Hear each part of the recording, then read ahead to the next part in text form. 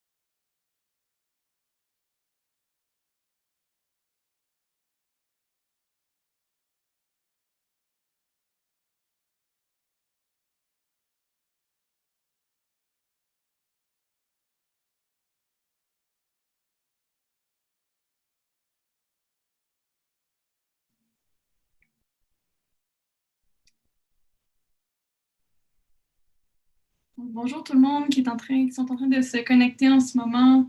Bienvenue parmi nous.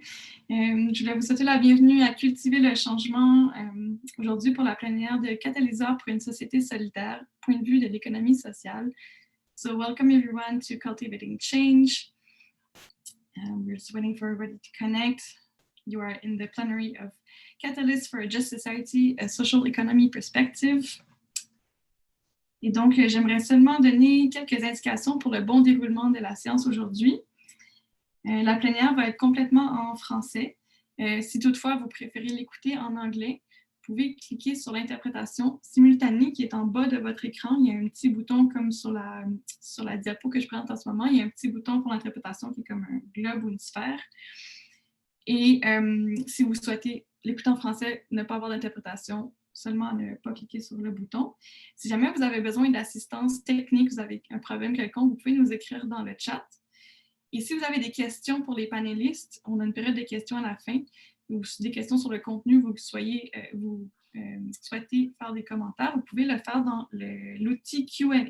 Donc, c'est une petite boîte également en bas de votre écran. C'est écrit Q&A. Et oui, n'hésitez pas à nous contacter s'il y a quoi que ce soit. So, hi everybody. I'd just like to explain a few things before we start this session so it goes smoothly for everybody. So today's session is all in French. So if you wish to use simultaneous translation, you can click on the button at the bottom of your screen and just select English. So you will hear the whole plenary in English. If you have any questions and any technical issues, you can write us in the chat. And if you have any questions for the panelists, or if you have comments you would like to share, please use the Q&A tool that you can also find on the bottom of your screen. If you have any issues with your sound, your audio, or your video, and you've connected through the application Whova, we will post a link in the chat that you can use to connect directly through Zoom if you have any issues.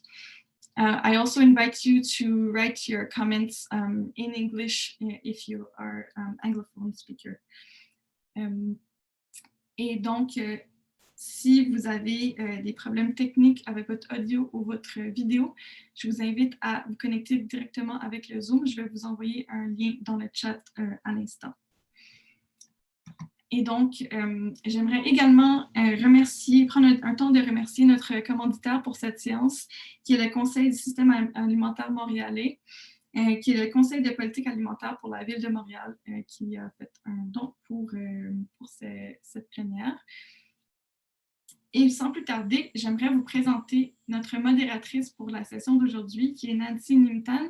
Nancy, qui est fondatrice et ancienne PDG du chantier de l'économie sociale. Elle est également conseillère stratégique au territoire innovant en économie sociale et solidaire, le TIES. Et donc, Nancy, à toi la parole.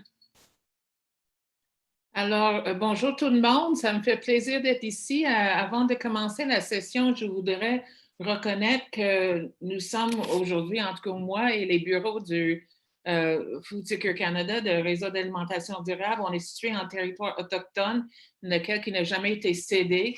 Et donc, nous reconnaissons la nation Kanien'kehá:ka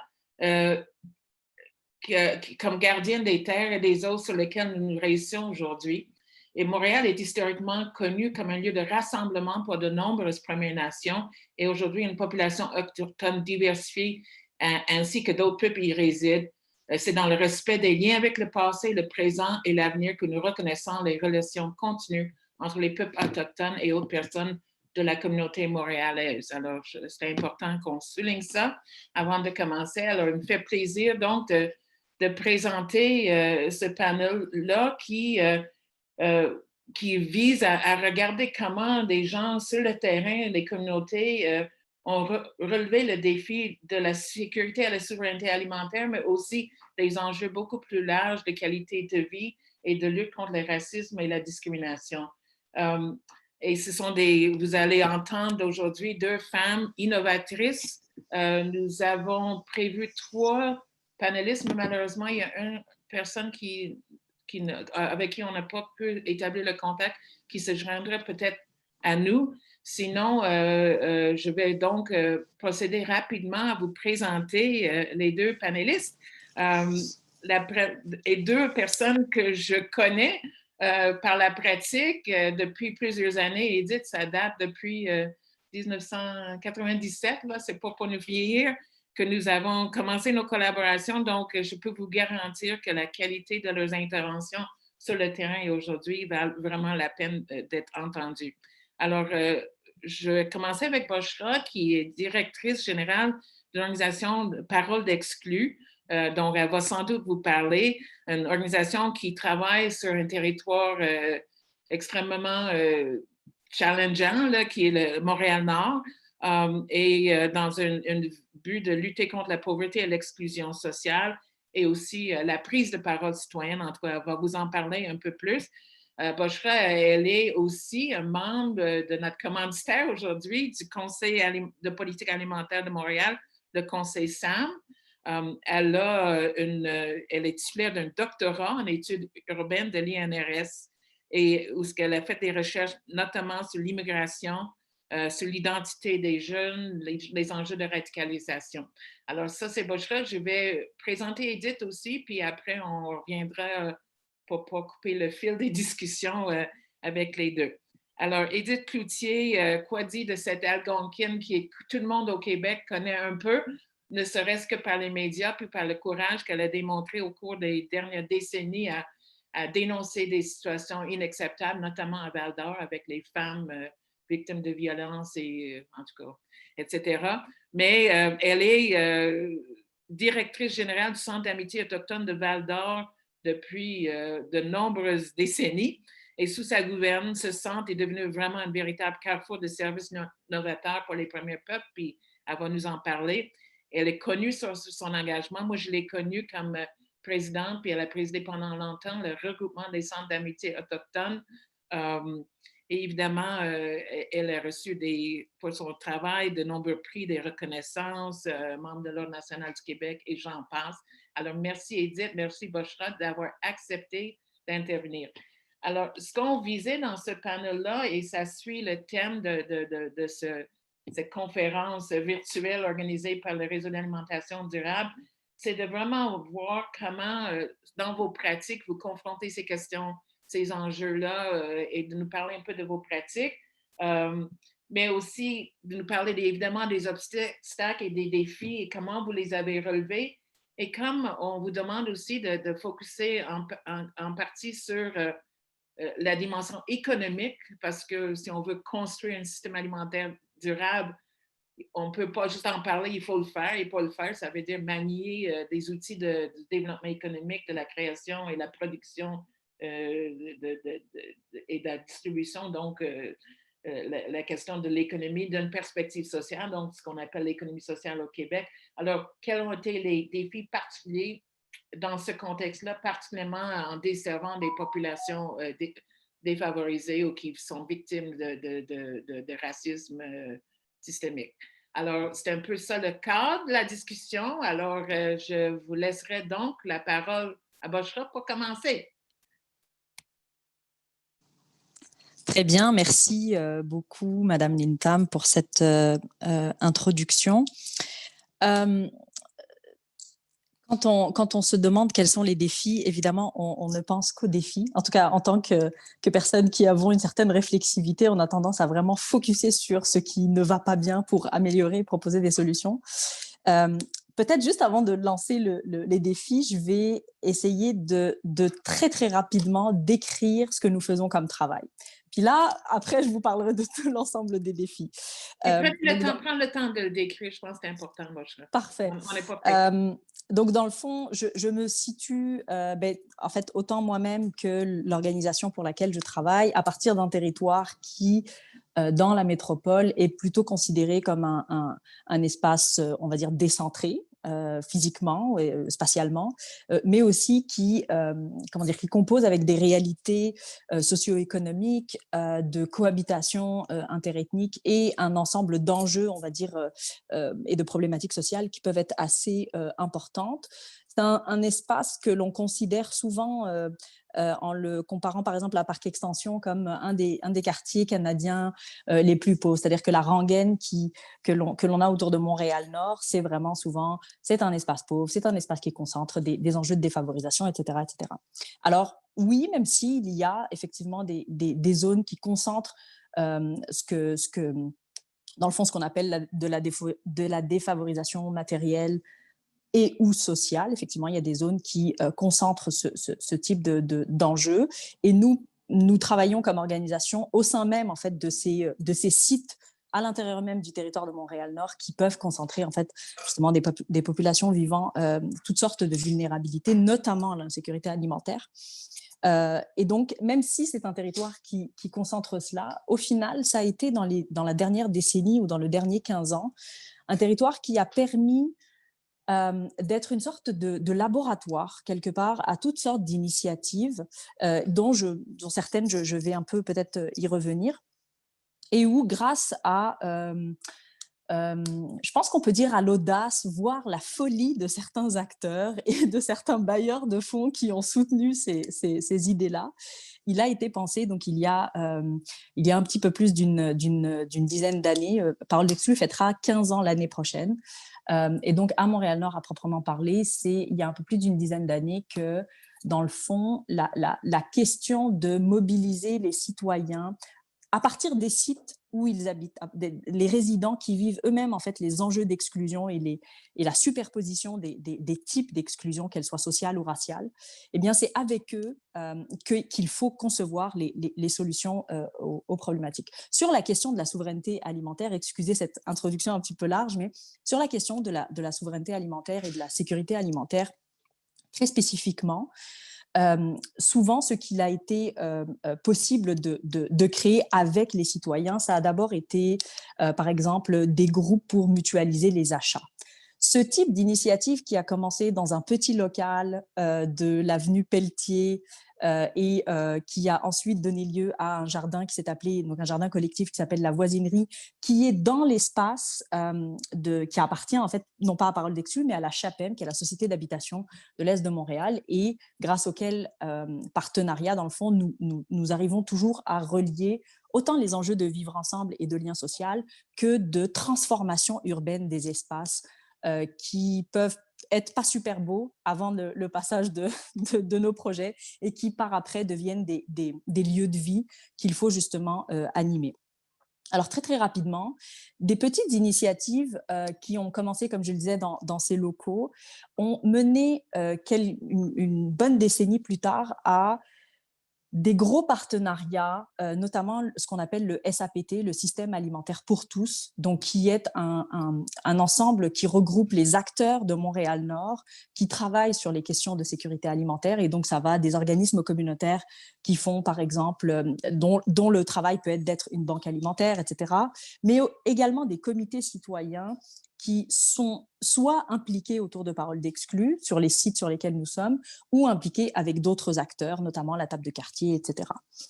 Et donc, en fait, ce que le travail de Paroles d'Exclus a permis, je pense, de faire, et c'est, je tente d'amener surtout la chose de façon humble, je pense que ce que ça a amené, c'est d'abord de révéler les enjeux de façon complexe, c'est-à-dire que la question de l'insécurité alimentaire et de la sécurité alimentaire persiste comme un des enjeux majeurs sur le territoire. Et donc, cela, il fallait continuer de le révéler.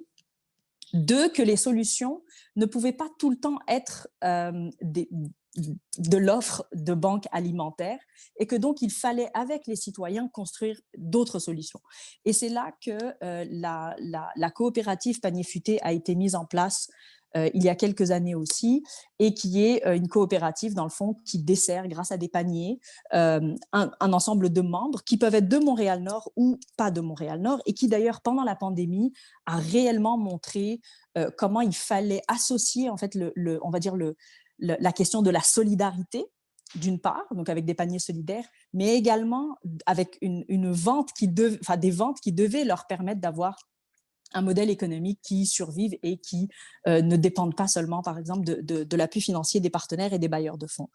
Et donc, très, très rapidement, dans le fond, le système alimentaire pour tous à Montréal-Nord, c'est des jardins collectifs dans lesquels il y a des fruits et des légumes qui sont cultivés. Ce sont des projets d'agriculture urbaine qui sont co-portés notamment avec des acteurs comme la Chapelle, mais également avec l'arrondissement de Montréal-Nord.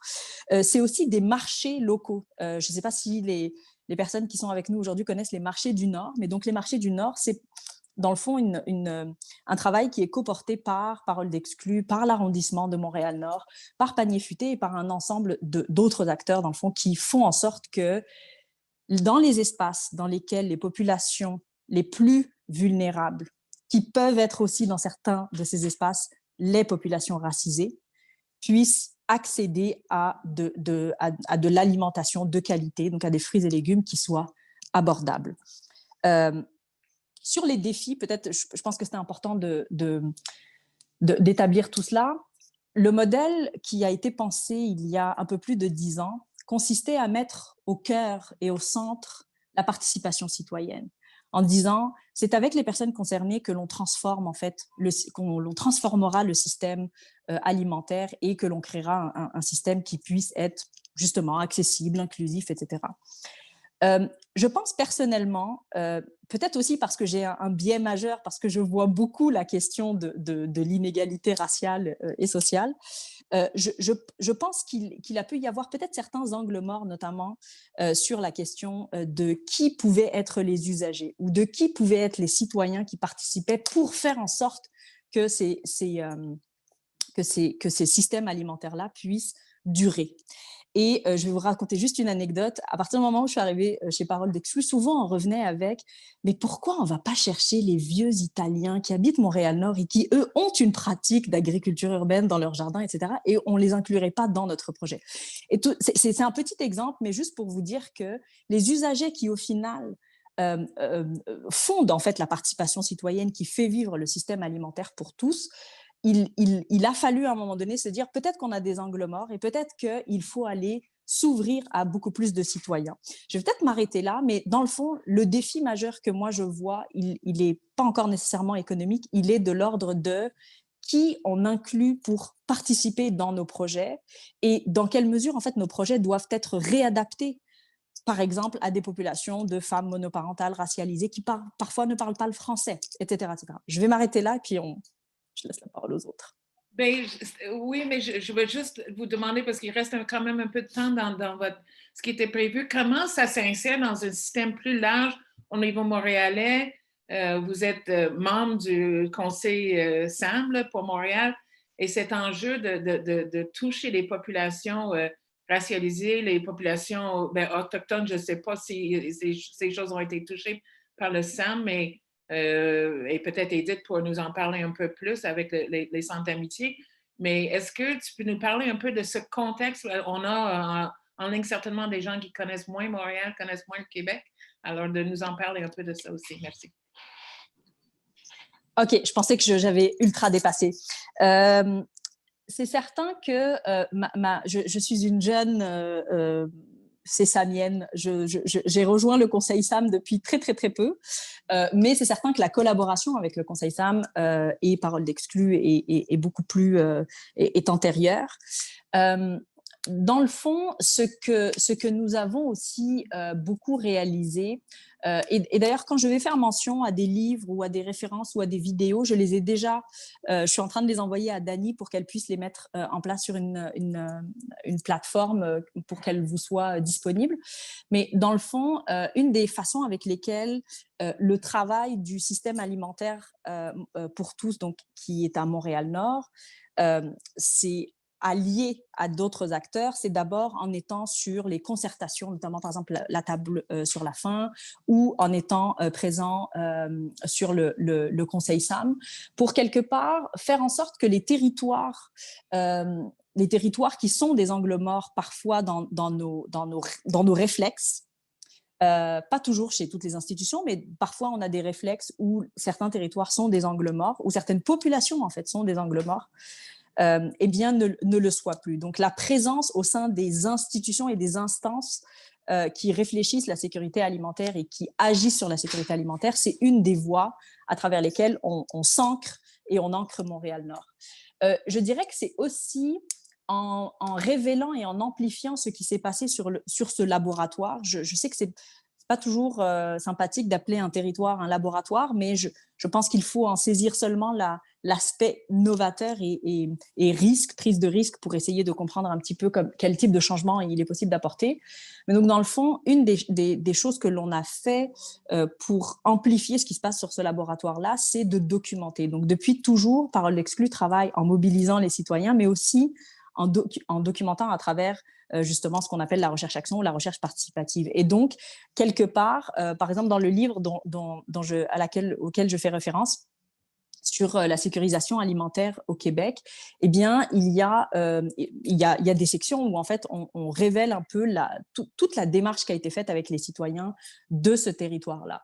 Donc, pour moi, je pense que la façon avec laquelle on s'ancre, comme tu le disais, Nancy, dans la narrative sur l'alimentation ou la sécurité alimentaire à Montréal, c'est aussi en ancrant ce qui se passe. C'est sûr que moi, je ne suis pas une spécialiste en tant que telle de la question économique. Donc je pense que c'est beaucoup plus à travers la collaboration et le travail partenarial, autant que l'ancrage avec des acteurs de la sécurité alimentaire. Donc, par exemple, en travaillant avec les marchés des autres arrondissements de Montréal qui, dans le fond, vont s'approvisionner dans les mêmes espaces et où on mutualise un petit peu la façon de s'approvisionner et donc de redistribuer. Donc, c'est un peu en s'ancrant avec d'autres acteurs qui travaillent, que ce soit à UNSIC, par exemple, à Montréal, ou dans l'Est de la métropole, qui est une nouvelle échelle de réflexion, je pense qu'il est important de considérer. Donc, c'est ça. Donc, je dirais que c'est vraiment en s'ancrant avec ce type de partenaires. Bon, ben, merci beaucoup. J'ai plein de questions, mais on va laisser, on reviendra parce que là, c'est le grand privilège de passer la parole maintenant à Édith Cloutier pour nous parler de tout le cheminement de ce qu'elle a fait à Val-d'Or, puis un peu les leçons qu'on peut tirer. Édith, je pensais à ça, puis je me rappelais la fois que tu m'avais invité au Centre d'amitié parce que vous vouliez faire un virage économie sociale. Ça fait quoi, à peu près 20 ans? Et les résultats sont impressionnants. Alors, j'ai bien hâte que tu partages ça avec tout le monde. Alors, vas-y. Bien, Kwe, comme on dit dans la langue Anishinaabe, bonjour Kwe, miigwech. Merci de cette belle invitation, Nancy, de donner l'opportunité de parler du mouvement des centres d'amitié autochtones, du travail qu'on fait à travers le pays, aussi au Québec.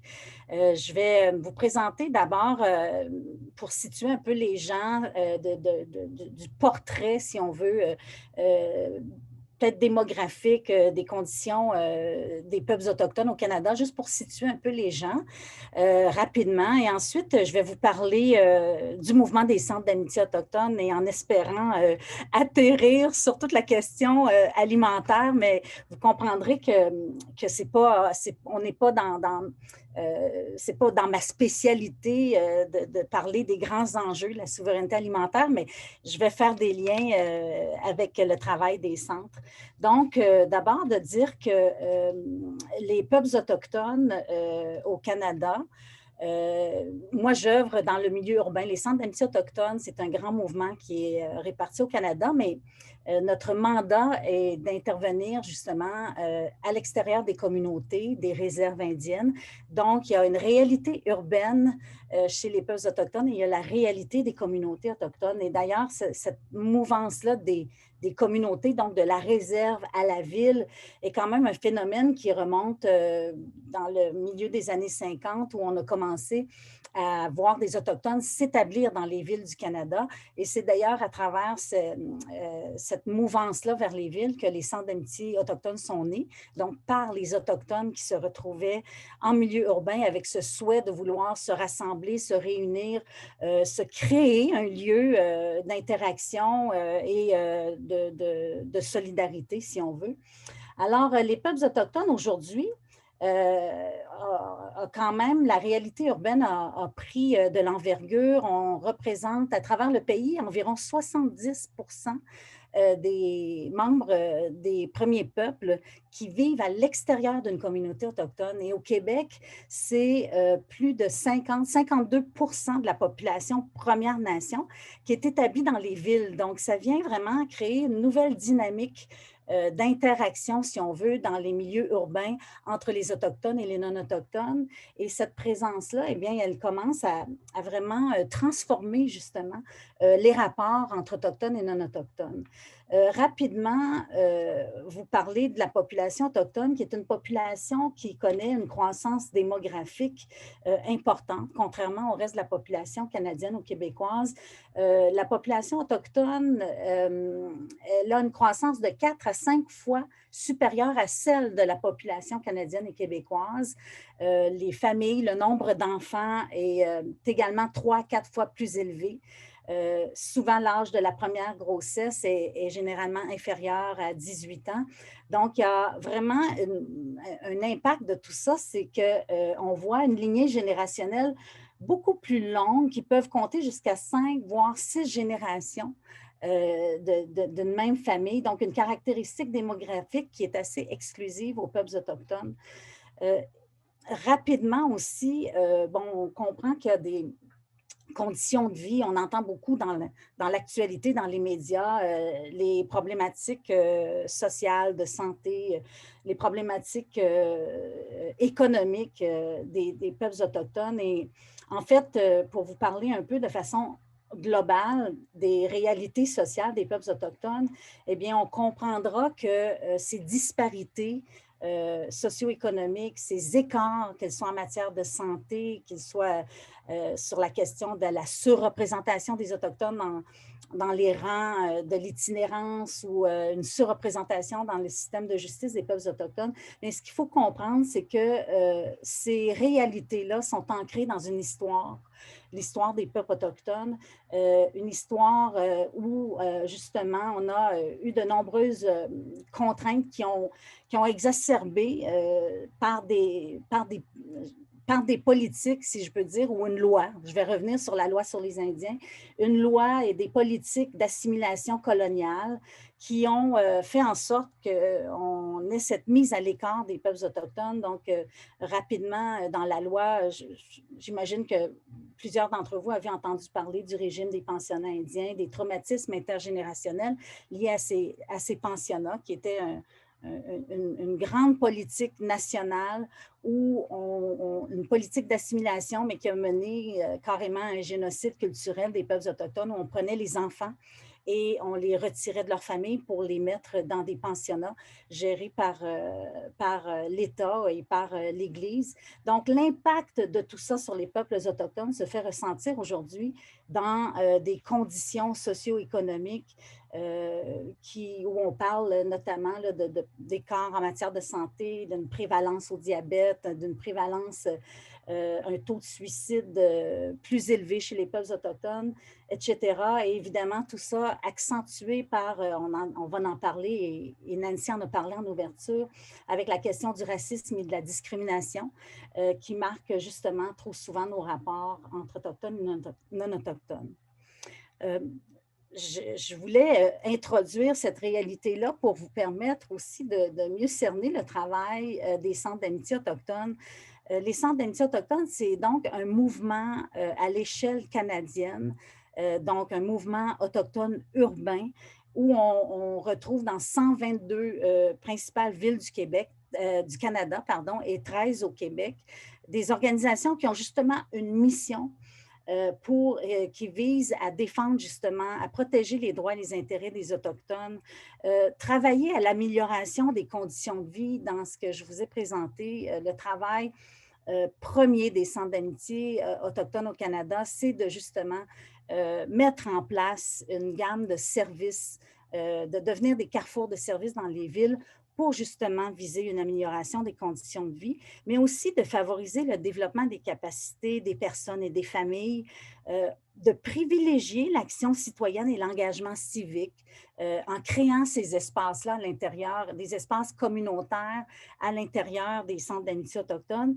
mais aussi de contribuer au rapprochement entre les peuples. Les centres d'amitié étant dans les villes, nous avons de nombreuses activités, de nombreuses initiatives qui favorisent la rencontre, qui favorisent le dialogue, qui favorisent le rapprochement entre les peuples. Les centres d'amitié autochtones œuvrent aussi à soutenir des initiatives égalitaires de coexistence entre autochtones et non autochtones. Des exemples, par exemple, à travers la municipalité de Val-d'Or, nous avons travaillé conjointement à la suite d'événements dont Nancy a fait référence. Il y a des événements où des femmes autochtones à Val-d'Or ont dénoncé publiquement des abus physiques, sexuels perpétrés à leur égard par des policiers de la Sûreté du Québec en 2015 et le Centre d'amitié, nous avons été au cœur de l'accompagnement de ces femmes-là. Évidemment, un contexte comme celui-là a soulevé l'indignation à travers le Québec, à travers le Canada, tant chez les peuples autochtones que les peuples non autochtones. Et donc, ça l'a mené à faire avancer justement la réflexion sur la réconciliation entre les peuples. Une ville comme Val-d'Or, et à l'instar de d'autres villes maintenant qui mettent de l'avant des projets de réconciliation avec les peuples autochtones, notamment en adoptant des plans de lutte contre le racisme, des politiques qui favorisent le rapprochement entre les peuples, mais aussi une meilleure compréhension. On sait qu'il y a aussi un grand besoin de favoriser tout simplement l'éducation, une meilleure connaissance des réalités des Autochtones. Donc, les centres d'amitié œuvrent à ces initiatives, des initiatives qu'on dit égalitaires de coexistence. Et donc, c'est un peu ça qu'est le mouvement des centres d'amitié autochtones. Nancy, n'hésite pas à intervenir, poser des questions si tu veux me ramener dans certaines pistes. Peut-être en conclusion de cette première partie-là de mon intervention, c'est de dire aussi que les centres d'amitié autochtones sont au cœur d'une société civile autochtone en marche. Une société civile autochtone en marche, en fait, c'est le regroupement volontaire de personnes. C'est aussi un espace que les centres d'amitié créent dans les villes pour les Autochtones qui vise à mobiliser les gens autour d'un projet de société autochtone urbain où on favorise justement l'échange, la solidarité, le partage communautaire. Et finalement, à travers cette capacité de soutenir une société civile autochtone en marche, bien, les centres d'amitié autochtones viennent animer la vie publique, permettent de remettre en question les décisions publiques, de se positionner face à l'État, mais pas seulement que l'État québécois ou l'État canadien, mais nos propres instances gouvernementales de Premières Nations. Donc, c'est un phénomène assez nouveau pour nous, du monde autochtone, d'introduire cette notion d'une société civile autochtone en marche dans les villes. Et c'est donc à travers ce mouvement des centres d'amitié autochtones-là qu'on vient justement soutenir cette capacité de mobilisation des Autochtones dans les villes et de leur permettre de se doter de ces espaces démocratiques et de manifestations citoyennes dans les villes. Je vais conclure pour cette partie-là. S'il y a des questions, Nancy, je peux compléter. Mais peut-être juste parler un petit peu de ce que vous faites à Val-d'Or comme un exemple du travail du Centre d'amitié autochtone? Oui, bien, les centres, bien, à Val-d'Or, nous sommes engagés dans l'économie sociale, dans le développement d'une économie solidaire. Depuis les tout débuts, le Centre d'amitié autochtone depuis le tout début, on existe depuis 1974. Donc, le Centre d'amitié autochtone, une de ses premières composantes de service à la communauté, à une époque où les Autochtones ne vivaient pas dans la ville, donc il y a plus de presque 45 ans, les gens venaient à Val-d'Or, les Autochtones venaient à Val-d'Or pour chercher des soins de santé, des services, mais ils retournaient à la communauté. Donc, on voyait plus des Autochtones transiter à la ville et repartir. Or, une des problématiques que les Autochtones avaient, c'est lorsqu'ils venaient au rendez-vous, à des rendez-vous médicaux, ils devaient rester, passer un séjour d'1 ou 2 journées, mais il n'y avait pas de lieu où aller habiter. Donc, le Centre d'amitié, le premier service auquel on s'est attardé, c'était la création d'un service d'hébergement pour les Autochtones qui transitaient dans la ville. Et ce service-là, aujourd'hui, 45 ans plus tard, est devenu une entreprise d'économie sociale, une hôtellerie. On est dans une phase de développement importante où on a une 50aine de chambres qui vont être construites. On a déjà une 20aine de chambres. Un service alimentaire où on a greffé ce service-là à un CPE qu'on a construit, un CPE, un centre de la petite enfance qui offre des services de garde, mais qui s'inscrivent dans la culture autochtone. Alors, ce service d'hôtellerie est devenu vraiment un pilier économique du Centre d'amitié autochtone, d'abord pour offrir une réponse adéquate et culturellement pertinente aux Autochtones des communautés qui, 45 ans plus tard, il y a encore une circulation d'une population autochtone à Val-d'Or pour des services notamment de santé, des services médicaux, des suivis médicaux ou des femmes enceintes qui viennent accoucher à Val-d'Or. Donc, on est toujours dans la réponse à ces besoins spécifiques-là, mais c'est aussi une porte d'entrée fort intéressante pour promouvoir l'emploi, le développement des compétences des personnes autochtones qui peuvent être éloignées à différents degrés du marché du travail. Donc, on est aussi un instrument de développement des compétences pour de nombreux Autochtones dans le domaine de l'hôtellerie, notamment pour cette branche-là de service. C'est aussi un milieu de vie où, parce que si on veut revenir sur la question alimentaire, l'alimentation durable, je réfléchissais à ça, puis je me disais, est-ce que c'est vraiment au cœur de notre action? Bien, finalement, ça l'est au cœur de notre action parce que l'alimentation, c'est aussi une manière de répondre à toutes sortes de besoins immédiats. À travers cette hôtellerie-là, nous avons une cafétéria, un service alimentaire qui permet, puis je reviens à la pandémie parce que c'est ce qui nous occupe beaucoup dans ces temps-ci, dans nos préoccupations. Mais c'est là qu'on a réalisé à quel point la construction pour nous, ou la mise en place, je devrais plutôt dire, d'un filet de sécurité sociale, mais est venu rapidement aussi un filet de sécurité alimentaire. Et grâce à ce levier que nous avions, le service alimentaire du centre, à travers notre hôtellerie, eh bien, on a été capable de mettre en place rapidement un plan de mesures d'urgence, notamment alimentaire, pour offrir un soutien à nos populations parce qu'on interagit aussi auprès des populations vulnérables en situation d'itinérance. Nous, le centre opère un centre de jour pour personnes en situation d'itinérance, majoritairement autochtones. Alors, toute cette composante-là est devenue vraiment une réponse importante à la crise sanitaire à Val-d'Or auprès des familles, des jeunes, des enfants, des personnes itinérantes autochtones. Alors, on a pu voir à quel point les réponses à la pandémie ont passé rapidement par un plan de sécurité alimentaire.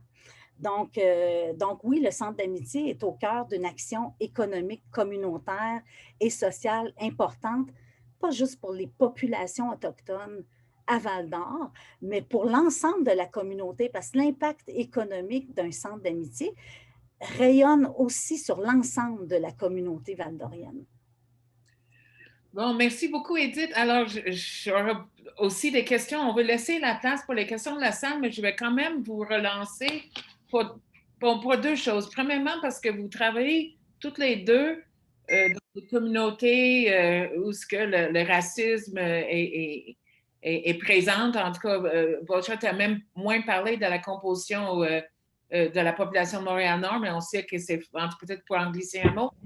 Et en même temps, c'est pas, comme Edith a dit, c'est pas une communauté isolée. On est dans les centres urbains où il y a un métissage de voisinage, etc.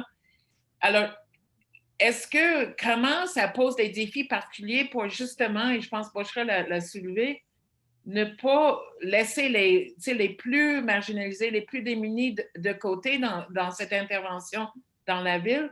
Puis, qu'est-ce que vous avez dû faire quand on parle d'innovation, de sortir des sentiers battus? Quels ont été les obstacles les plus importants ou qui demeurent des obstacles, on peut dire les plus importants dans ce travail pour pouvoir mettre sur la table ces enjeux-là? Puis je rajouterais dans ça, c'est que, et c'est vrai autant dans Montréal-Nord que dans les milieux autochtones et à Val-d'Or, et vous étiez toutes les deux aussi impliquées dans il y a des luttes, il y a des choses à dénoncer qui sont inacceptables, il y a des choses à construire. Alors, j'aimerais ça aussi, vous nous parlez un peu de comment vous gérez cette indignation. Tu sais, Black Lives Matter, on a vu comment ça s'est développé. Et Montréal-Nord était un centre, il y a eu de la violence policière dans le passé, etc. Comment l'enjeu dont tu as parlé avec les policiers et les femmes autochtones qui étaient d'un scandale, en tout cas, on ne peut même pas y penser, c'est tellement horrible. Alors, comment vous réconciliez ces deux-là, puis ces deux éléments-là de dénonciation et de construction? Et quels sont les plus grands défis là-dedans? Puis est-ce qu'il y a des choses en commun que vous voyez entre ces deux expériences? Alors, je ne sais pas qui veut commencer. Vas-y, Bochra, tu veux-tu commencer?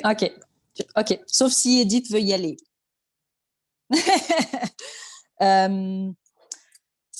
En fait, une des choses que j'ai envie de dire avant de répondre, Nancy, tu me le permets, c'est que je pense que le problème de notre société est que c'est comme si on a une lecture du racisme qui est souvent comme une espèce de pointe de l'iceberg. C'est-à-dire que l'enjeu du racisme pour l'imaginaire collectif, c'est de la violence policière. Or, la question de la racialisation, si on ne la lie pas à la violence économique, en fait, qui peut être vécue par les populations, les inégalités, ou en tout cas les discriminations, ce que ça peut faire vivre à des gens, c'est de vivre dans des conditions, en fait, qui sont moins bonnes que l'ensemble de la société. Fait que pour moi, c'était super important de recommencer en disant l'enjeu de la souveraineté alimentaire, on le pense souvent en silo, ou en tout cas pas du tout en lien avec la question du racisme ou avec la question de la racialisation et ce que cela veut dire. Et je crois qu'il revient peut-être un peu à tout le monde de porter en fait cette vision un petit peu horizontale de qu'est-ce que ça veut dire le racisme, qu'est-ce que ça cause le racisme, que ce soit en matière de souveraineté ou de sécurité alimentaire, qu'en matière, je sais pas moi, d'insertion à l'emploi, etc. Il y a des choses, on dirait, qui sont plus faciles, des liens qui sont plus faciles à penser quand on pense le racisme que d'autres. Fait que je voulais juste peut-être mentionner ça au départ. L'autre, et j'aurais vraiment voulu que M. Vézina soit là aussi pour montrer comment en fait on finit par créer des espaces même quasiment en dehors de la métropole pour que certaines communautés répondent aux enjeux de sécurité, parce que ce qui peut rassembler certains des territoires qu'on appelle donc des réserves autochtones et certains espaces de la métropole, c'est la question des déserts alimentaires.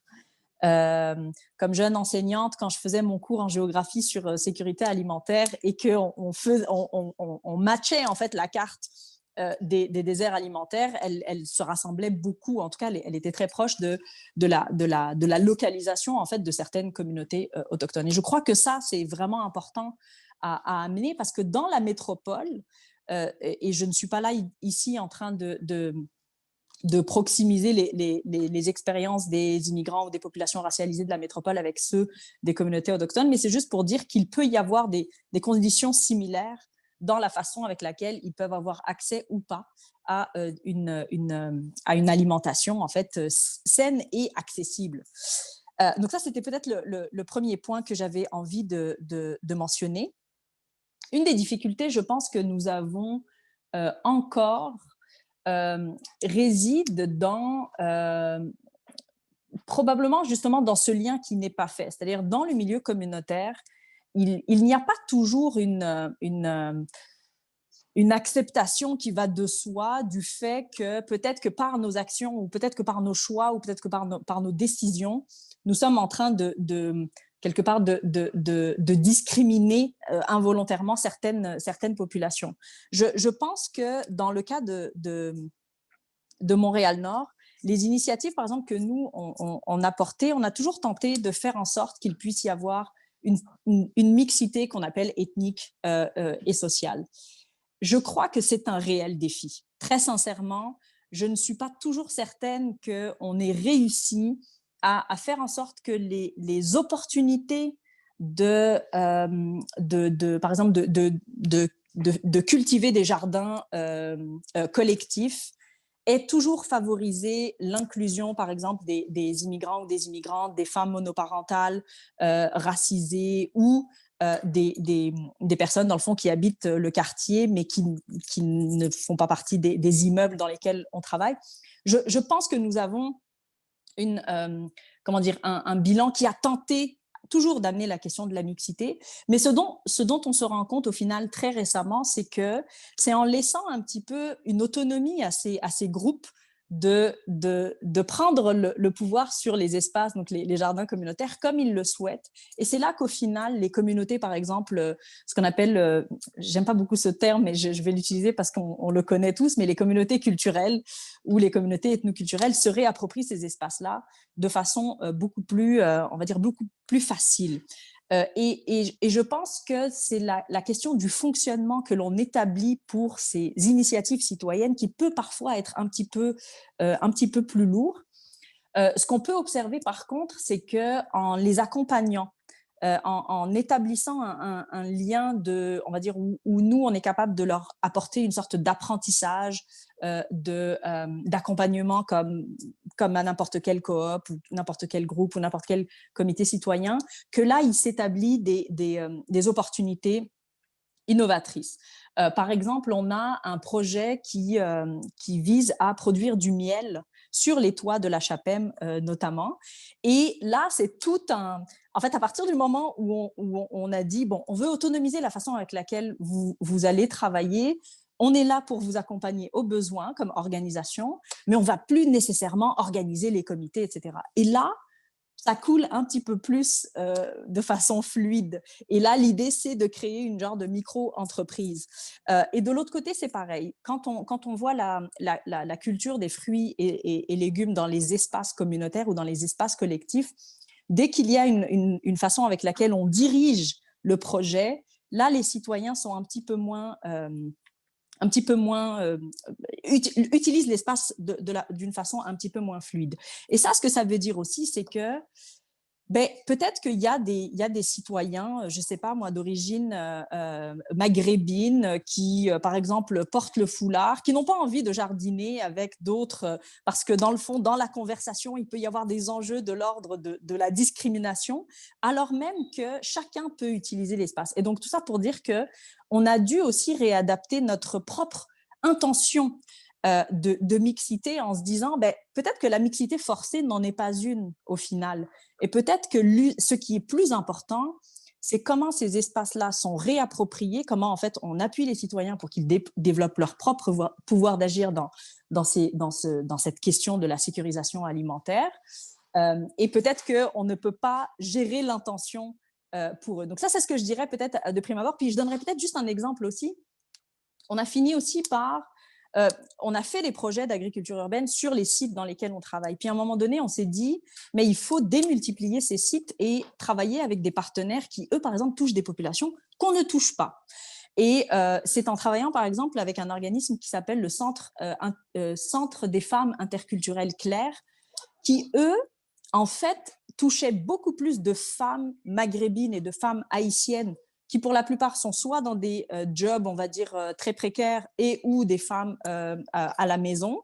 Et donc, en fait, c'est en travaillant avec eux parce qu'eux ont une population ou une clientèle, j'aime pas trop ce mot non plus, mais des citoyennes auxquelles nous, on n'avait pas accès, qu'on a pu amener la question de l'agriculture urbaine et de la production de fruits et légumes avec ces populations-là. Et donc, il s'est agi aussi beaucoup pour nous d'adapter le type on va dire, d'activité, d'action.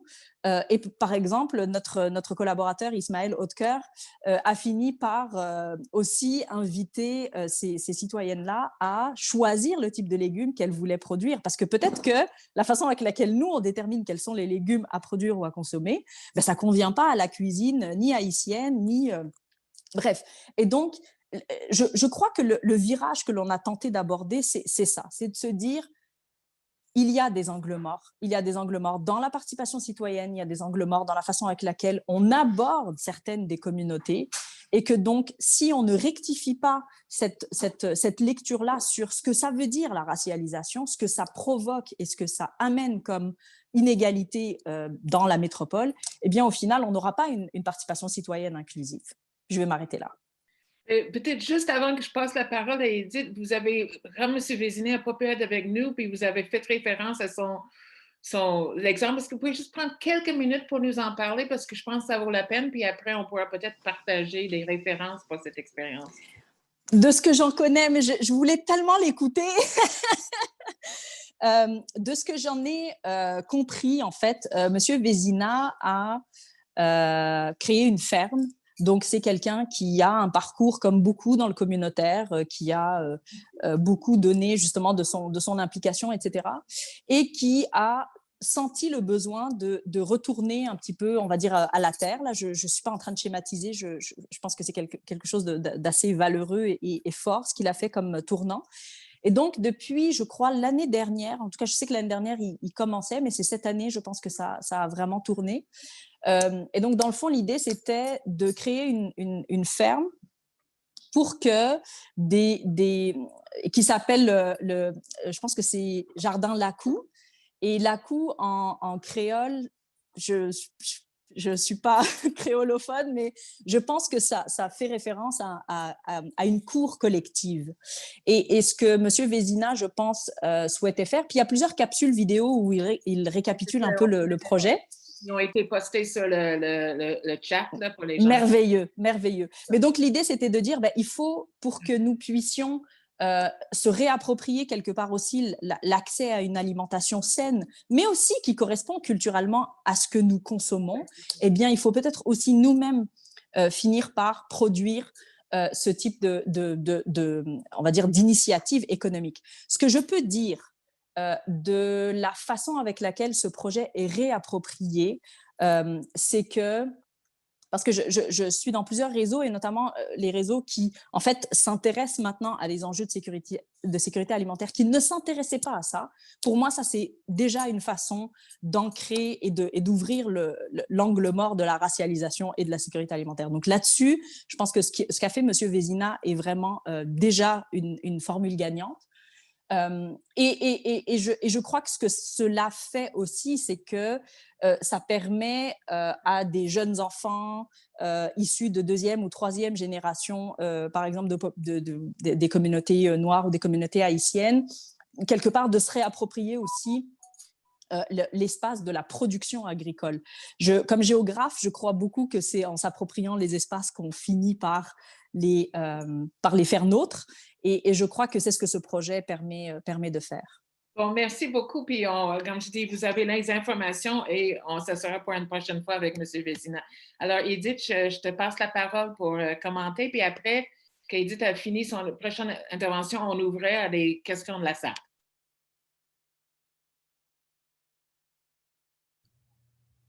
Merci, Nancy. Tu soulevais dans ta question la question toute la notion du racisme et de la discrimination, bien, on comprend que la tragique mort de Joyce Echaquan, une femme atikamekw de 37 ans, mère de 5 enfants, qui est décédée dans un établissement du centre hospitalier de Joliette, bien évidemment, ça a bouleversé, ça a choqué, ça a consterné tout le monde à l'international. C'est une histoire qui a fait le tour de la planète.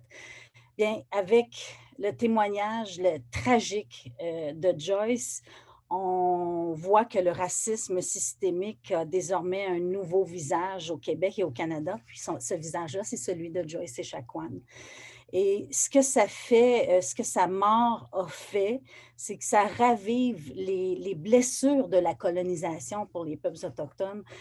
Au Canada, malgré le fait que depuis 25 ans, minimum 25 ans, il y a un nombre important de rapports, de recommandations, d'appels à l'action, des appels à la justice qui ont fait l'objet de discussions, de recommandations pour justement permettre aux Autochtones de reprendre le contrôle de leur destin comme peuple. On n'a qu'à penser là, les solutions dans de nombreux rapports, commissions d'enquête qui ont été relevés justement pour contrer le racisme systémique à l'égard des Autochtones.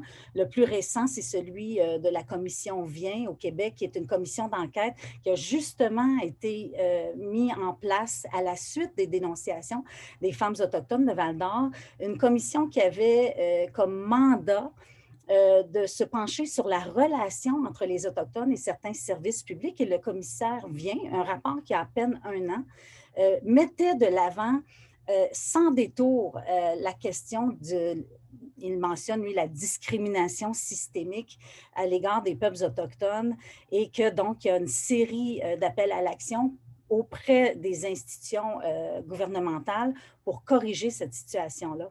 On n'a qu'à penser aussi au rapport de la commission Vérité et Réconciliation déposé en 2015, un rapport qui se penche justement sur les façons dont on peut travailler à la réconciliation entre la société canadienne et les peuples autochtones, cette commission-là qui a entendu des milliers de témoignages d'hommes et de femmes qui ont passé dans les pensionnats indiens dans l'histoire du Canada, qui est notre histoire commune à tous et à toutes, eh bien, ce rapport-là met de l'avant des stratégies qui permettent de se rapprocher entre peuples, puis qui interpellent pas juste les instances gouvernementales, mais les citoyens, les citoyennes, les acteurs de la société civile, les institutions d'enseignement, les universités, à travailler ensemble vers justement cette réconciliation.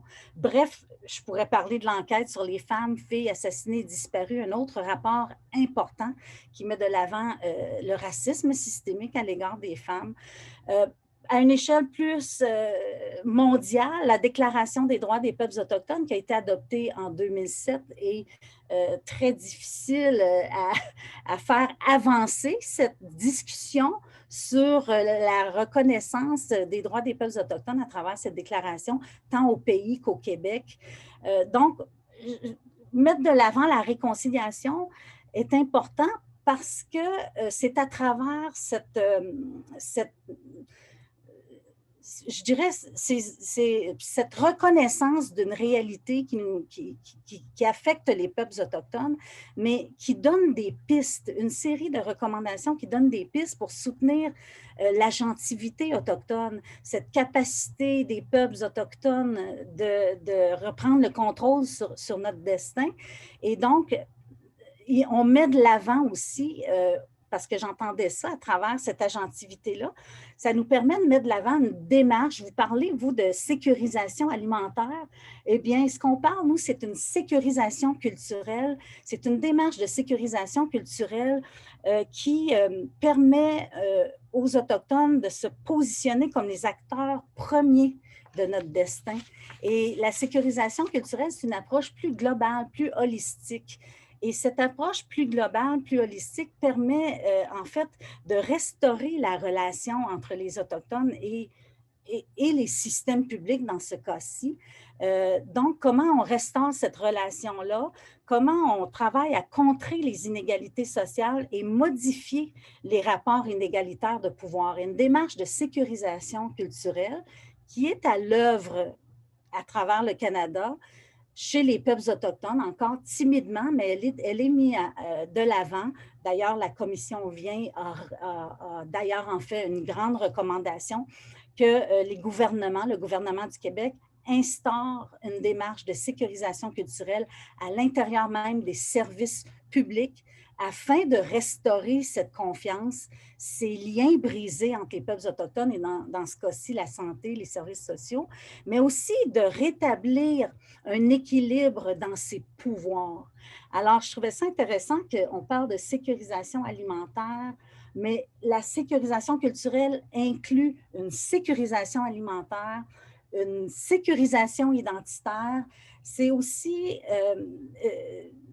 une démarche d'affirmation pour les peuples autochtones, de transformation et de réconciliation, comme je mentionnais, qui tient compte des effets durables de la colonisation et du racisme systémique dans cette restauration de nos liens et de nos rapports entre les peuples. Merci, Edith. Alors, il y a beaucoup de matière à réflexion, mais encore, moi, j'aurais des tonnes de questions. Moi, je ne les poserai pas parce que c'est le temps maintenant de passer à des questions qui viendraient des participants et participantes qu'on ne voit pas. Mais on a une équipe de tonnerre du réseau du RAD avec nous.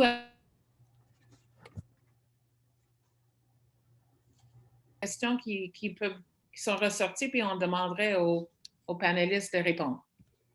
Dani? Merci Nancy, merci aux panélistes, aux deux panélistes. C'est vraiment une discussion géniale. J'aime beaucoup ça. Et donc, je vais commencer avec une question qu'on a reçue pour Boshra, qui demande quelle est la relation entre le système alimentaire pour tous et le réseau alimentaire de l'Est, donc dans la dynamique d'échange, dans la duplication des vendeurs. Est-ce qu'on prend plusieurs questions ou on répond directement? Je pense que j'irai directement. On n'a pas OK. Parfait. On a le temps de passer à travers si on... Parfait. Si on... Je vais répondre très, très rapidement. En fait, on est présent dans cette conversation, comme je le disais, je l'évoquais très, très rapidement sur... dans le fond, des enjeux qui sont vécus de façon similaire à l'échelle de l'Est. Ce n'est pas moi qui suis présente dans ces dialogues-là, mais c'est mon collègue qui coordonne le SAPT et qui s'occupe de paniers futés. Mais effectivement, on est présent. Puis, on a... une des façons avec lesquelles on essaye aussi de s'ancrer dans décentrer et appartenir à des écosystèmes un petit peu moins, on va dire, ordinaires ou décentralisés, je dirais. C'est aussi que, par exemple, avant que la pandémie ne nous tombe tous dessus, on avait organisé justement, en incluant tous les acteurs de l'Est de la métropole, mais aussi de la ville en général, incluant des chercheurs, des praticiens, des intervenants, des bailleurs de fonds, tout un séminaire en fait sur la question de la sécurisation alimentaire, autour du bouquin qui avait été coécrit notamment avec des chercheurs avec qui nous travaillons et dont le lien a été envoyé à Dani. Donc, on est vraiment ancré quelque part autant localement à Montréal-Nord avec les acteurs locaux qu'à une échelle, on va dire, semi-régionale avec avec les arrondissements du Nord, Annecy, puis d'autres arrondissements aux alentours. Je pense qu'on a encore aussi des liens à parfaire ou j'ai envie de dire des collaborations à un petit peu plus accentuer. Je pense par exemple à un territoire comme Saint-Michel où très récemment, il vient d'être lancé un marché dans un autobus, en fait, comme un autobus qui allait, dans le fond, se déplacer pour vendre des fruits et légumes. Puis, on était dans la même démarche nous-mêmes. On a opté pour des marchés mobiles plutôt que des marchés du Nord pour rendre accessible, par exemple, aux résidences de personnes aînées l'alimentation, parce qu'on se rend bien compte aussi que dans certains territoires plus que d'autres, et la pandémie l'a encore révélé, il y a des concentrations de catégories de la population auxquelles il faut adapter en fait notre offre d'alimentation. Donc on est là, on est en conversation aussi avec l'Est de la métropole. Oui, si je peux juste rajouter, je pense que, ça soulève la question, puis peut-être que je ne sais pas s'il y en a d'autres qui vont vouloir en parler, mais l'enjeu de la viabilité de nos initiatives qui sont à la petite échelle et en même temps la nécessité de coller ça à la réalité. Je pense que vous l'avez soulevé, là, de pouvoir répondre à des enjeux d'alimentation, de reconnaissance culturelle, etc. Alors, c'est un enjeu qui est important et je pense que la question est aussi un peu liée à ça. Alors, je vais arrêter puis peut-être laisser Dani passer à une prochaine question. Oui, donc, mais je vais sauter de l'une à l'autre pour comme donner le tour l'une à l'autre. Il n'y a pas nécessairement je n'ai pas nécessairement d'ordre de questions qui suivent. J'essaie de les mettre ensemble un petit peu. Mais on avait une question, peut-être que, Edith, vous avez déjà répondu à travers ce que vous avez dit, mais s'il y a quelque chose à ajouter, on a quelqu'un qui a posé la question sur Joyce et Echaquan. On dit qu'on parle finalement de l'impact du racisme dans le système de la santé, effectivement. Est-ce qu'il y aurait une opportunité d'insérer des questions de sécurité et de souveraineté alimentaire et de faire une alliance avec les militants dans le domaine de la santé? Ben, merci de la question parce que, en fait, je parlais d'une démarche de sécurisation culturelle. C'est une démarche de sécurisation culturelle qui, l'origine de ça vient de la Nouvelle-Zélande chez les Maoris. On s'est penché beaucoup là-dessus à travers le réseau des centres d'amitié autochtones. En fait, c'est une infirmière maori qui a fait sa thèse de doctorat sur les approches qui favorisent une meilleure confiance, donc de rebâtir la confiance et de rééquilibrer les pouvoirs dans le monde de la santé. Et eux, ça fait quand même plus de 30 ans que cette démarche de redonner le pouvoir ou rééquilibrer les pouvoirs dans le monde de la santé et donc de reconnaître ce qu'ils ont fait à travers ça, c'est de reconnaître les pratiques culturelles et traditionnelles propres au peuple maori dans la manière de travailler la santé et le mieux-être autochtone. Donc, une vision beaucoup plus globale et holistique qui tient compte pas seulement de l'individu dans sa situation ou sa problématique, c'est comment tenir compte du bien-être de la famille, de la communauté et de la collectivité. Donc, c'est une démarche qui repose beaucoup sur le collectif. Et c'est pour ça que nous, on a trouvé des liens très étroits avec comment les Maoris travaillent justement la santé, le mieux-être, l'équilibre, le partage des pouvoirs. C'est parce qu'on sent qu'à travers ce collectif, c'est une approche qui permet justement de donner ce qu'on appelle en langue anishinaabe, apporter le mino pimadiziwin, qui est le concept du bien-être dans toutes les sphères de sa vie.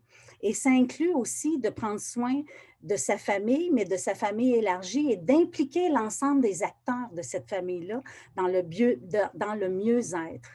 Alors, comment on peut travailler à justement construire des liens, c'est ce que je comprenais par la question avec toute la notion de la sécurité alimentaire. Bien, on constate que dans le monde, justement, des centres d'amitié autochtones, dans ce que je comprends, c'est que dans la société, la société de l'alimentaire, on regarde ça beaucoup justement sous l'angle individuel. Puis quand je regarde dans le milieu autochtone, de par l'action collective qu'on porte, l'alimentation, c'est vécu comme quelque chose de collectif. Par exemple, les activités vont être souvent soulignées par il n'y a pas de cérémonie sans festin. Tout se complète, toute rencontre, toute initiative, toute activité communautaire se termine par un festin. Il n'y a pas d'événement social ou communautaire sans festin. Donc, l'alimentaire se vit beaucoup à travers le collectif, à travers les événements collectifs.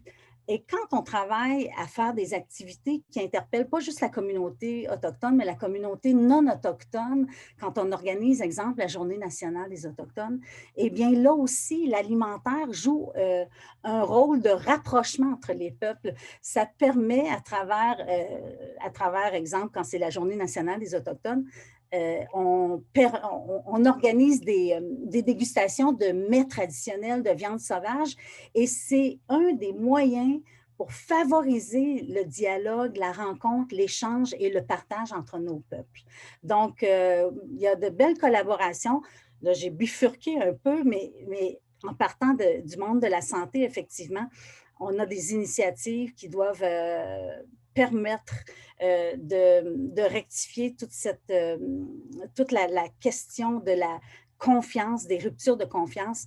Et moi, je pense qu'effectivement, il faut qu'on crée des opportunités qui favoriseront un meilleur échange puis un meilleur partage. Merci, Edith. Alors, Dani, tu continues parce que je vois, il y a beaucoup de questions. On n'aura pas le temps de toutes les faire, mais on va avancer. Vas-y. Oui, certain. Ben, je vais retourner à Boshra. On a quelqu'un qui demande quels acquis ou apprentissages sont transférables dans votre expérience, Boshra, à un territoire où la pauvreté est cachée?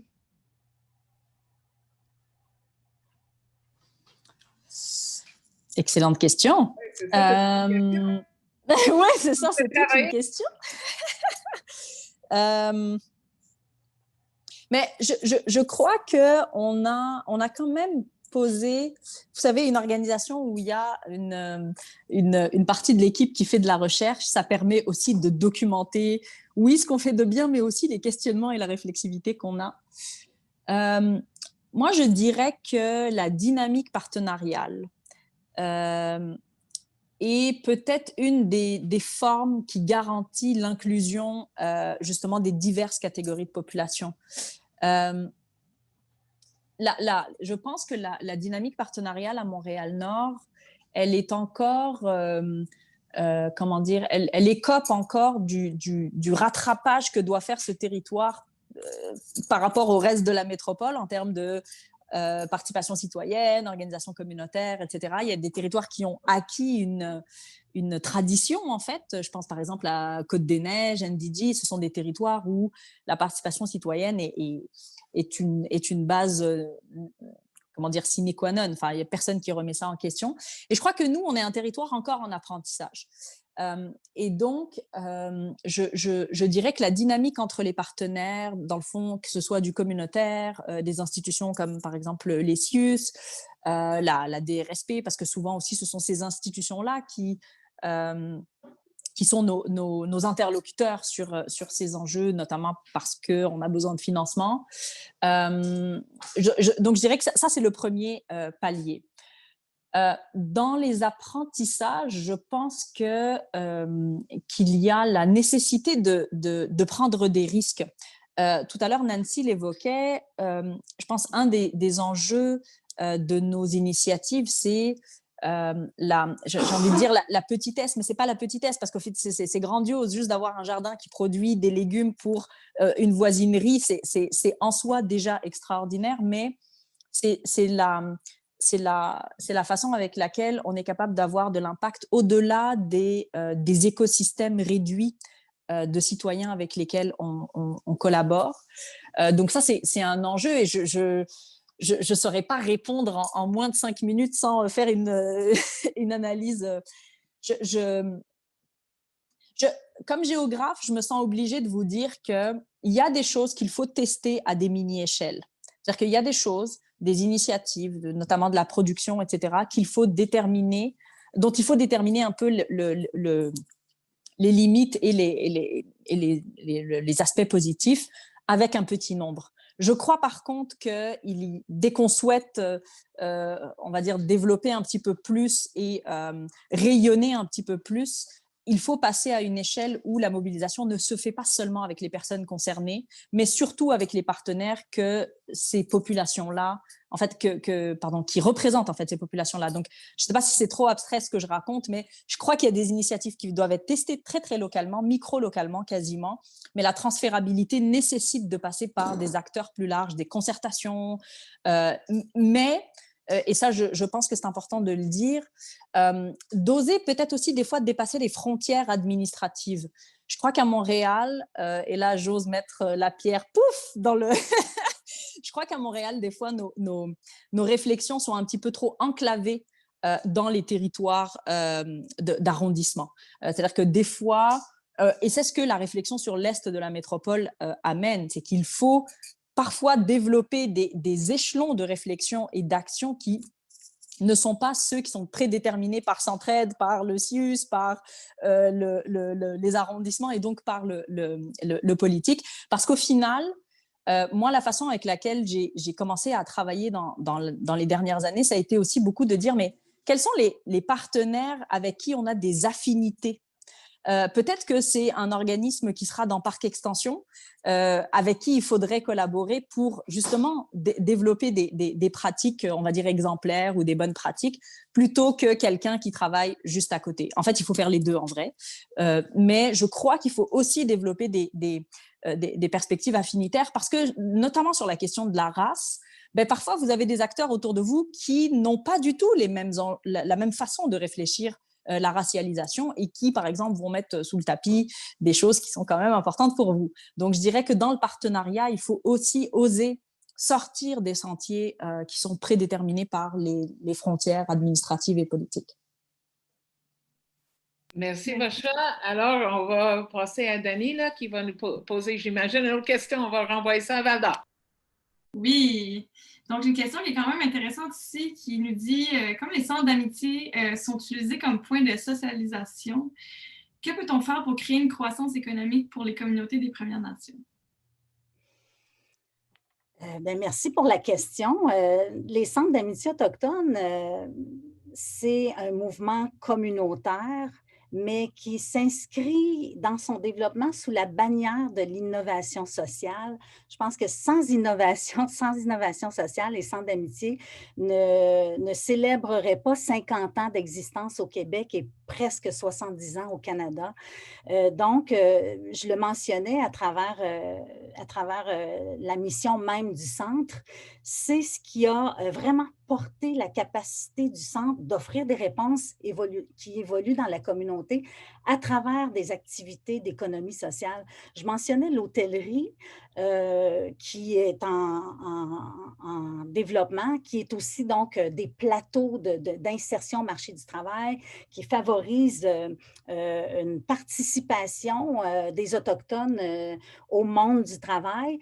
Mais on a aussi, à travers ces 40 années, ouvert un centre de la petite enfance à même le centre d'amitié autochtone, donc au cœur de la ville, où tout le programme éducatif est fondé sur la culture Anishinaabe, la culture autochtone du territoire, mais nos portes sont ouvertes autant aux enfants autochtones qu'aux enfants non autochtones. Et c'est dans cet apprentissage, ce milieu de rencontre tout petit, que les jeunes apprennent à... Donc, c'est une immersion inversée. Les enfants sont en immersion culturelle Anishinaabe. Donc, ça, ce sont des leviers économiques également. Il y a maintenant 5 ans, on a aussi un site culturel qui est un lieu où on pratique des activités communautaires, des cérémonies traditionnelles, mais qu'on a ouvert, on a élargi dans une composante qu'on a appelée de tourisme culturel, mais en fait, le lieu est devenu notre lieu de guérison et de réconciliation. Donc, un lieu en forêt qui est près de la ville, qui permet à la communauté de s'épanouir et de vivre sa culture, mais c'est en même temps un lieu de rencontre où on accueille des groupes scolaires, des petits-enfants, des groupes, l'université vient tenir des forums, des séminaires dans ce lieu-là qui s'inscrit dans la culture autochtone. Donc, il y a vraiment un mouvement à travers les centres d'amitié. Notre capacité vient du fait que, à travers la mission communautaire, on met en valeur la culture, on met en valeur la capacité des centres d'amitié d'agir sur leur propre destin, donc de se manifester à travers notre agentivité, tout en créant une richesse collective qui permet aux Autochtones de s'exprimer à travers ces différentes manifestations économiques-là. Et je pourrais continuer, mais c'est le fondement, ça a été d'innover à travers qui nous sommes, à travers notre culture, notre identité, mais aussi notre capacité comme premier peuple de prendre notre place au cœur de la ville, qui, en passant, la ville est développée sur des territoires traditionnels, millénaires, autochtones. Et un dernier point sur le développement des centres d'amitié qui s'inscrivent sous cette bannière-là de l'innovation sociale et de l'économie sociale, le mouvement a ça aussi de particulier. C'est un mouvement femme, c'est un mouvement féminin. 70% du leadership à travers le pays, donc les postes de direction, les postes de président de conseil d'administration est porté par des femmes autochtones. Donc, pour nous, ben, c'est sûr que c'est quelque chose dont on est fiers aussi. Je suis fière d'avoir pu de faire partie de ce beau mouvement et de contribuer, oui, au mieux-être de nos communautés en ville, mais aussi de contribuer au mieux-être collectif au Québec, au Canada, par une porte ouverte, une vitrine sur le monde autochtone où on tend une main d'amitié pour venir partager, pour venir apprendre ensemble à se connaître et à faire de notre société une société plus juste, plus équitable, où tout le monde y trouve sa place. Merci, Edith. Ça aurait fait une belle conclusion pour l'atelier, mais il nous reste 10 minutes. Alors, ce que je suggère, 2 questions, une pour Bochra, une pour Edith, puis après, on finirait avec des remerciements et des conclusions. Alors, Dani, il faut que tu choisisses, malheureusement. C'est difficile. Il y a encore des bonnes questions, mais il y en a une qui pourrait se prêter aux deux. Fait que si vous avez envie, Edith, si tu as envie d'y répondre après, parce que c'est une question sur les communautés urbaines autochtones, mais je pense que ça se pose aussi dans le milieu où Bochra travaille dans Montréal-Nord. Donc, c'est vraiment une question spécifique sur les jardins urbains qui demandent quelles sont les meilleures façons de collaborer avec les communautés urbaines autochtones, plus particulièrement pour la co-création de jardins urbains. Je sais que Bochra t'en a parlé tantôt. Fait que si tu as des meilleures pratiques là-dessus à nous partager.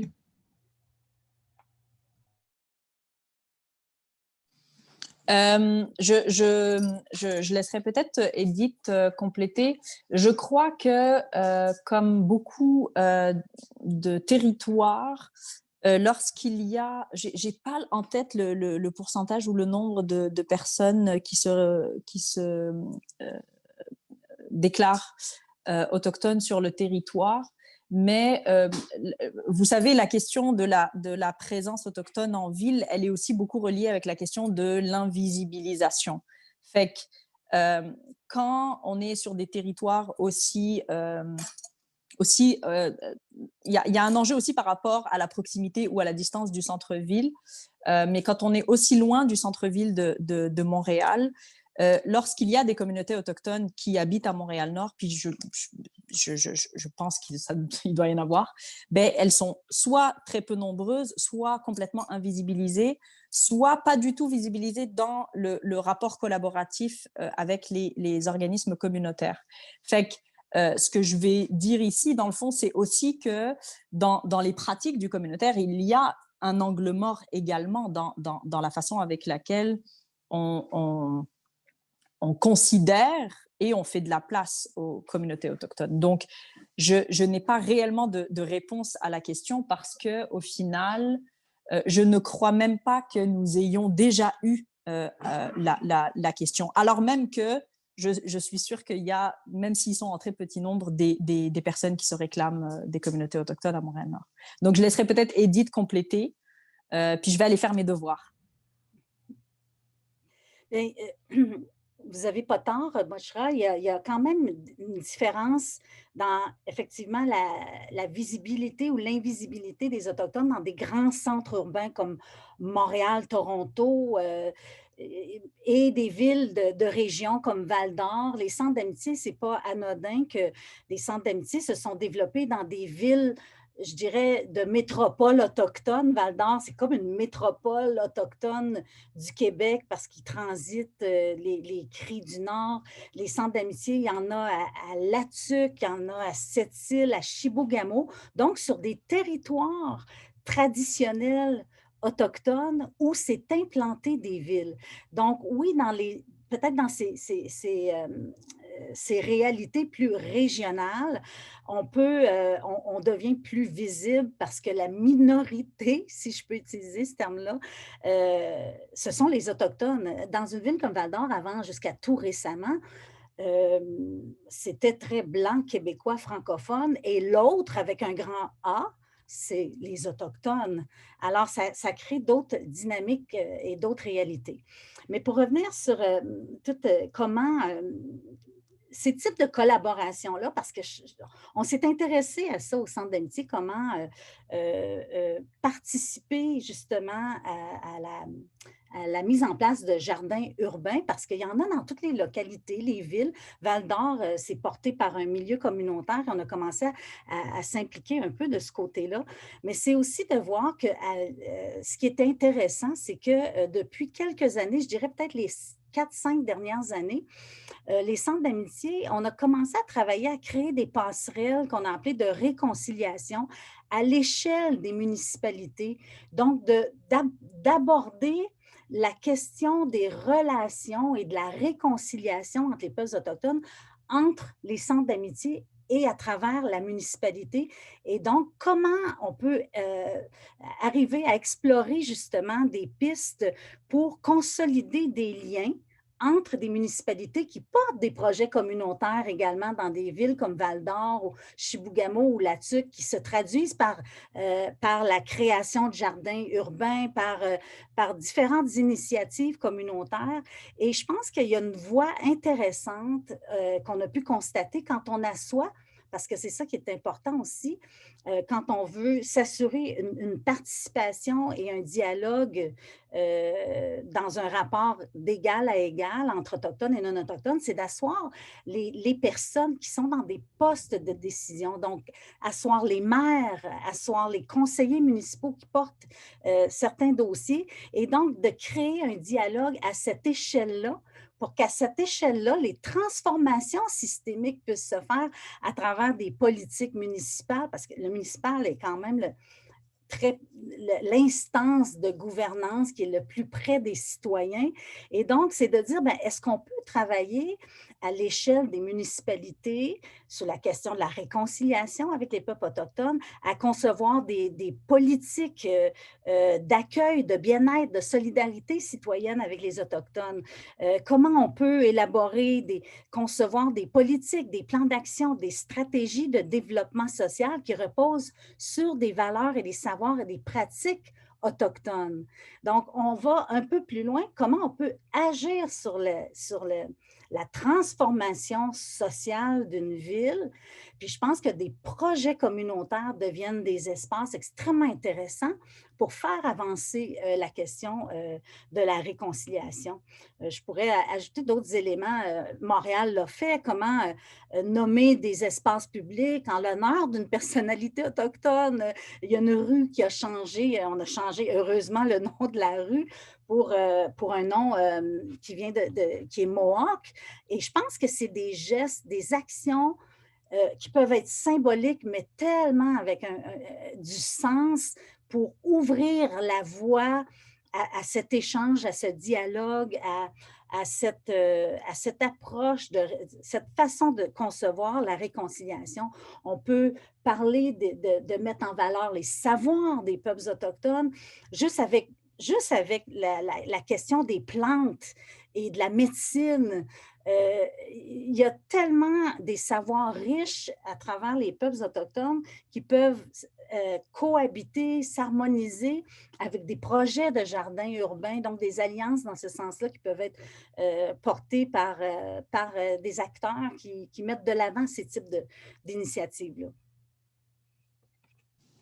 Dani, ou Nancy, est-ce que vous me permettez juste Je pense que ce que vient de dire Edith est, on va dire, pour moi, un des nœuds les plus importants. Et donc, si c'est un nœud, ça veut dire que la façon de le dénouer est primordiale.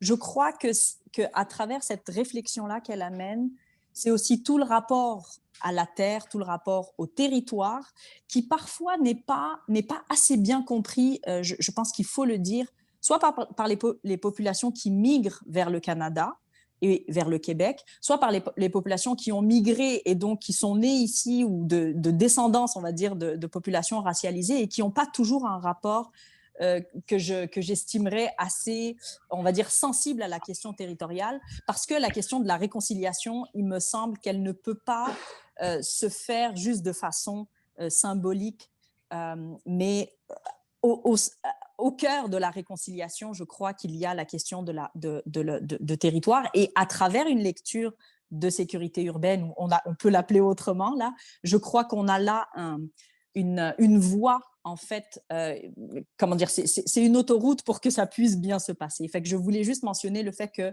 c'est primordial ce qui vient d'être dit. Merci, Marsha.